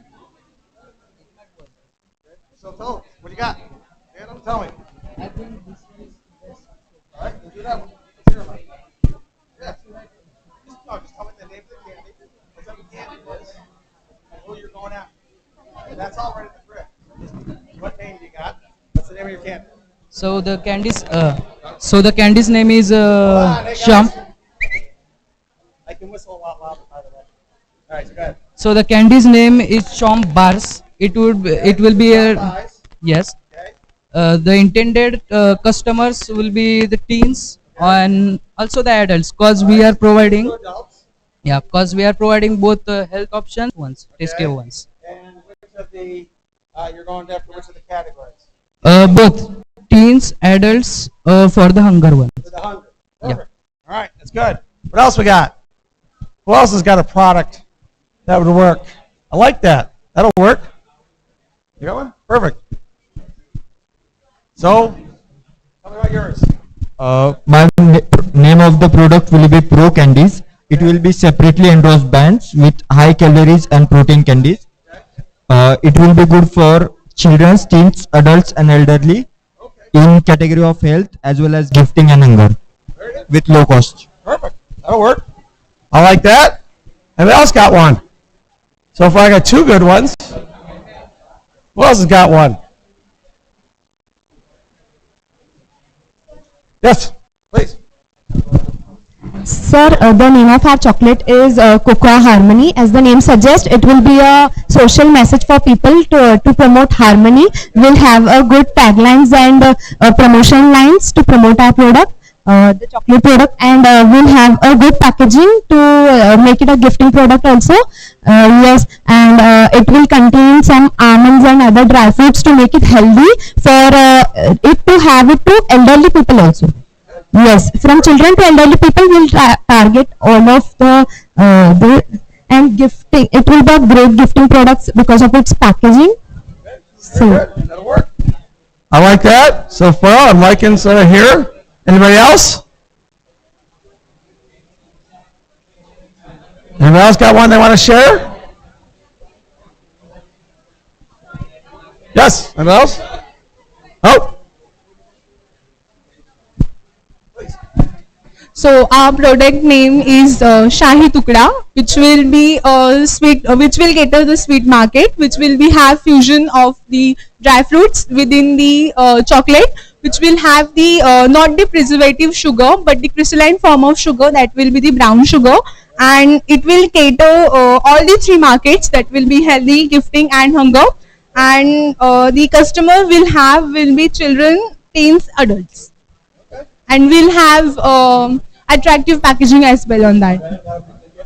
Yeah, for the gifting purpose, we'll have the attractive packaging so that people can gift to others and it will look attractive.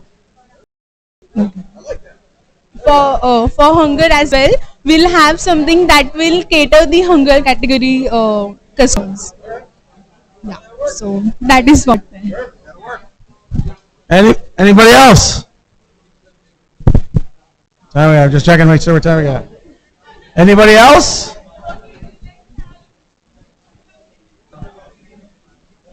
Oh, here we go.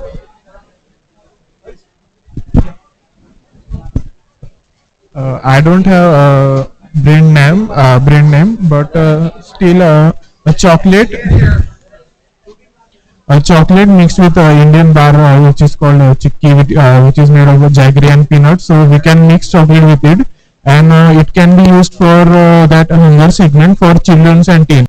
It can be also like a blend of Indian and American taste too. No, so far so good. Liking the ideas.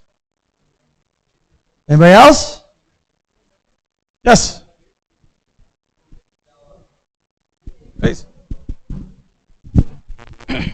My product name is Rainbow Candies, in which we create a candy such that it contains layers of different colors, which will changes when we consume these candies. And these candies are healthy for children, teens, adults, and elders. And we can give these candies to teen in the categories of children, teens, and adults also.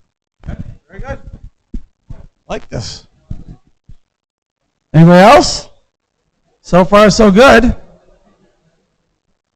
Anybody else? Oh, you do one?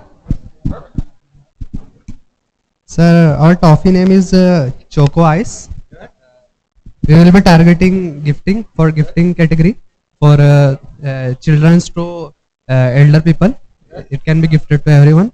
So there will be a toffee in which ice cream will be filled, coated with a thick layer of chocolate or milk chocolate, strawberry flavored chocolate, different types of chocolates coated, different flavors. Or we can add some kind of stuffing, different kind of stuffings also in this. Anybody else? So far, so good. I like the ideas. All right, let's take a break. I'll see you at 2 o'clock. 2 more exercises to do under innovation and creativity. Then we have our last 2 topics tomorrow, and I think we have a tour on Thursday. And then we finish up everything on Friday. All right? So I'll see you back at 2 o'clock after lunch.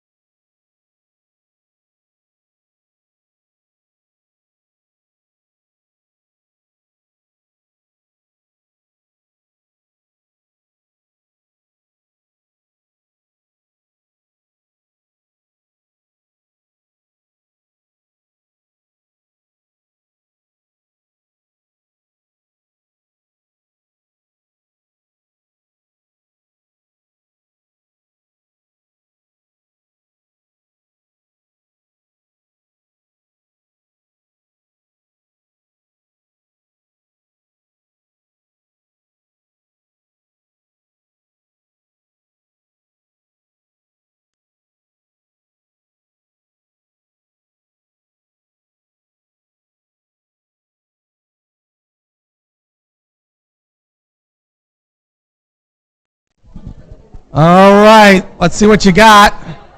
Who's got a good idea to fix one of these? Who wants to go? Who wants to fix something? Make it better. Improve something. What do we got? I've heard some good ideas so far. So when you do this, tell me which product you're doing and give me one or two ideas on how to improve it. Yeah, please. Which product and how are you improving it? I am improving TV remote. So in that we generally use IR blaster to give the signal to the set-top box or TV. So instead we can use a smart remote with Bluetooth and also motion sensors. In smart TV we have difficulty in navigating through menus and all. So we can use motion sensor in sense like if we move remote from one direction to other, it will also there will also appear a mouse pointer. So when you navigate through remote, the mouse pointer will navigate like when we are waving the remote from one direction to another, the mouse pointer will go just like the remote. So it will be easier in smart TVs to navigate with that. That's interesting. Wonder if somebody would like to buy that. That's pretty cool. What else we got? What other ways to improve these products? Wait, wanna go? So I decided to improve the cooling pad, which is the third image. The cooling pad, the third image. So what is the primary objective of cooling pad? It is to cool the laptop. So two main problems are the cooling pad itself overheats, and the second is it sounds like it's very noisy. Like you can't go to a cafe and you can turn it on. It's total of embarrassment. So what we can do to improve? First, we need to reduce its size to make it more portable, lightweight.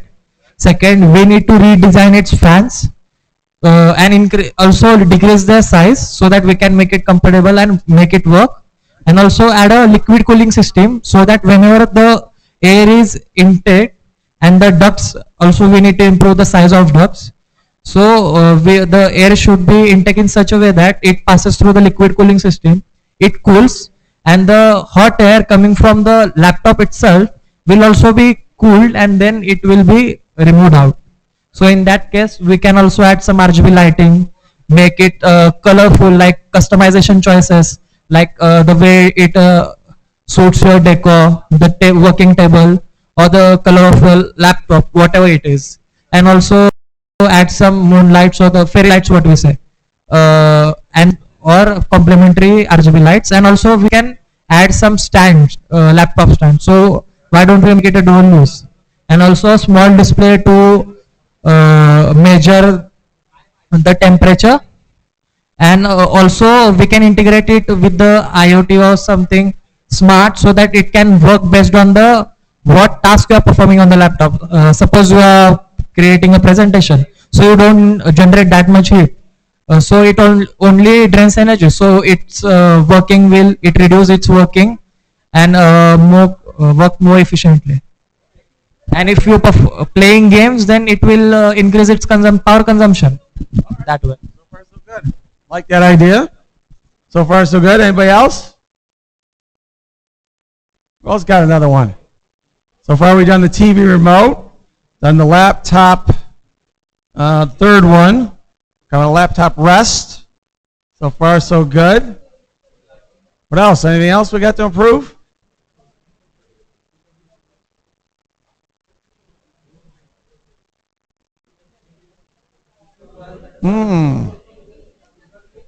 I love how I got a bunch of engineers, but they don't seem to have any ideas. I'm a little concerned. What do you got? Which product? We are on a projector remote. Okay. First, we can add integration of gyro button with scrollable and buttons. We can interact with like a smart pencil. We can draw or underline the words we always want to draw. You had that pen remote, but you only point out, but you can't draw anything. But we can add the gestures to that to draw on the presentation, we want to underline or double click to zoom the presentation, which point we wanted to zoom the big size or anything we can do. That'll work. That would be good. Be able to use some remote highlighting while we're talking. That'd be good. Like that. Anybody else? Heard a couple other ideas, which I thought were interesting. Somebody said something about the laptop holder, the third one, is doing some charging, which I thought was interesting. So I wouldn't have to take, I would attach my laptop and let my charging happen off of the laptop comforter or that, and then I would have that plugged in. And I thought to myself, well, if I had that, I could get in the car, have my wife drive, and I could do work and not have to worry about my computer running out of power while she's driving for the next 2 hours. Oh, that's an idea. Anybody else got any other ones?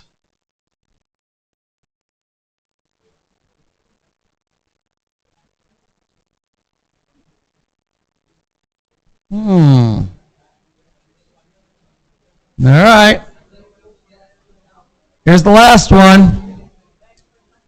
So the next page, if you flip the page on the image opportunities.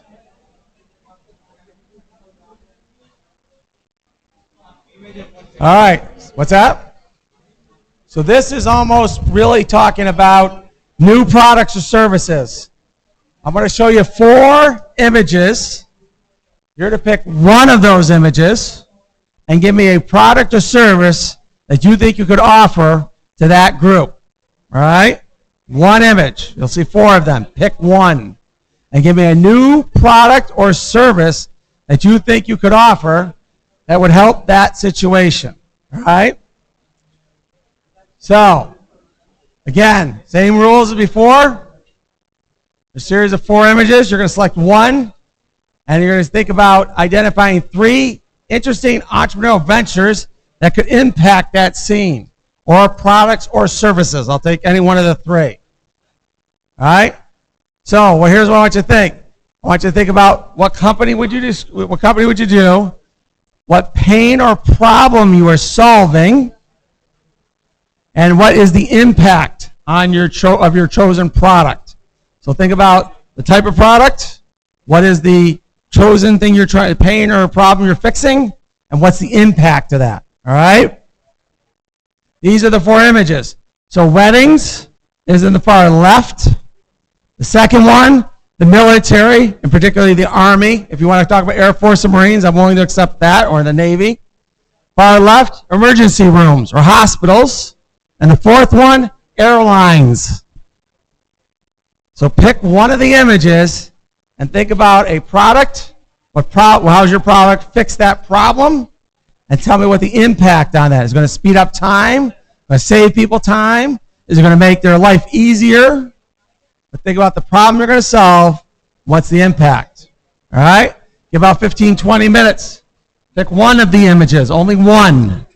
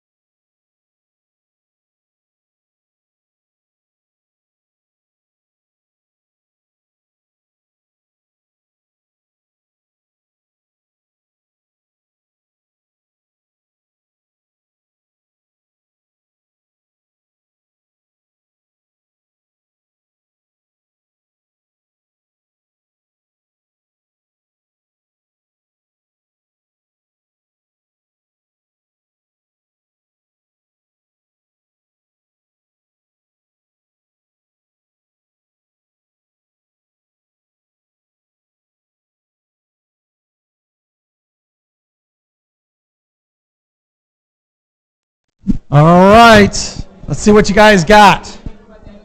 So what are we fixing? What new products or services? So I'll tell you, I'll give you an example for the hospitals, for example. In the United States, one of the things that from when I was little to today with the hospitals, they immensely improved the emergency room. So if you come with a heart attack, you come in with stroke, you come in with severe infection, the emergency room is set up in a very specific location.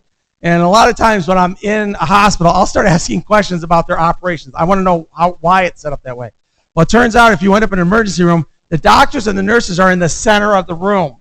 And there's a reason. So they travel equidistant to any room they need. The rooms are on the outside and they travel. They're going the shortest distance possible is the whole point of that.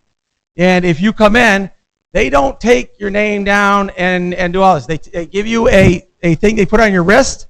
Everything you do gets scanned, and then everything is put into this.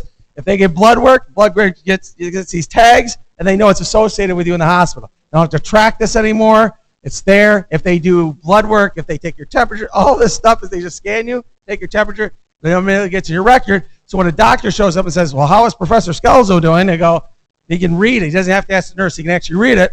And then here's what the doctor does.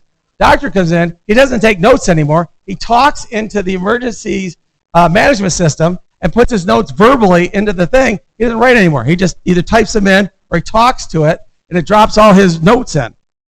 All right? And so the world in emergency medicine has changed tremendously from when I was little to today. And I've spent enough time in them that I've gotten to know why they're set up the way they are. Hardest spot in any emergency room is getting you from the emergency room up to a bed, because they have to wait usually for somebody to do it. But the emergency room, I have to say, much better proof since I was 5 to today. Way better. And it was more chaotic when I was younger. I don't know how it is here, but I do know it in the States is much better. All right? So, what do you got for me? What ideas have you got? New products or services to fix one of these? Who's got some? I've heard some good ones.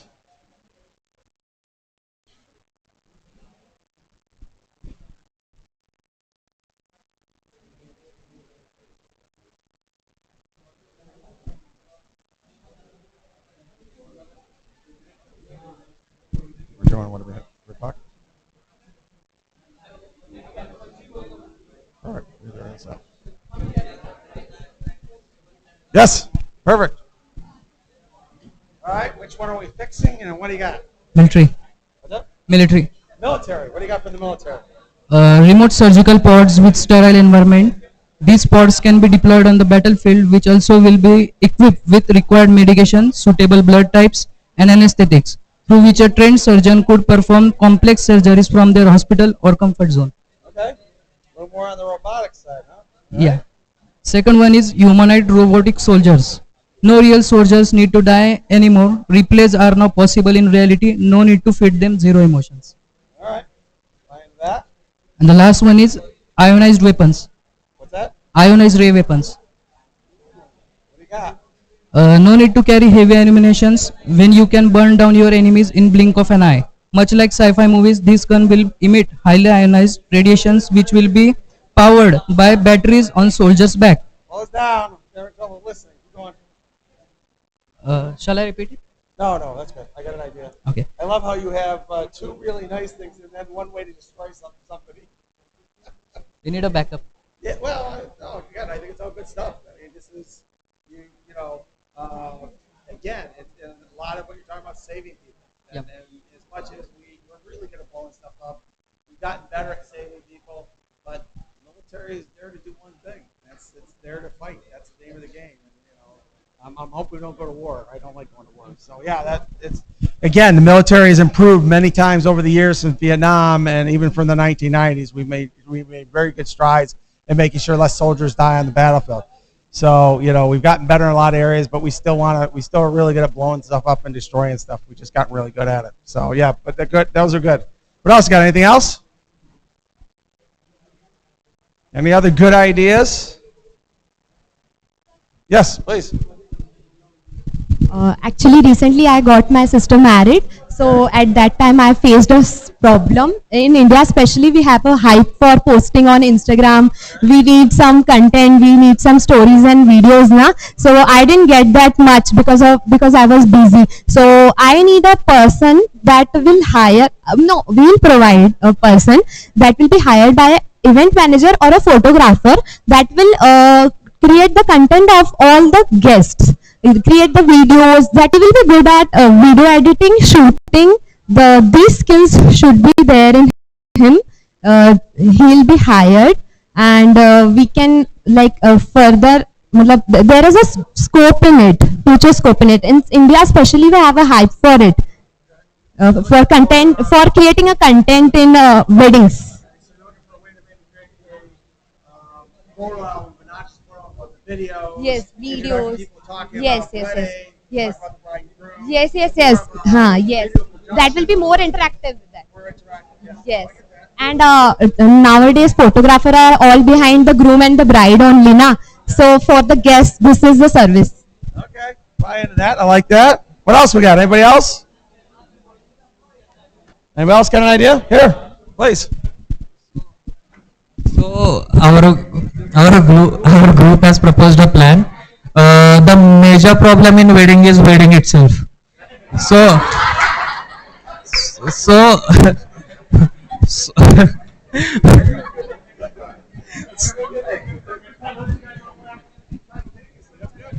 so to plan the wedding,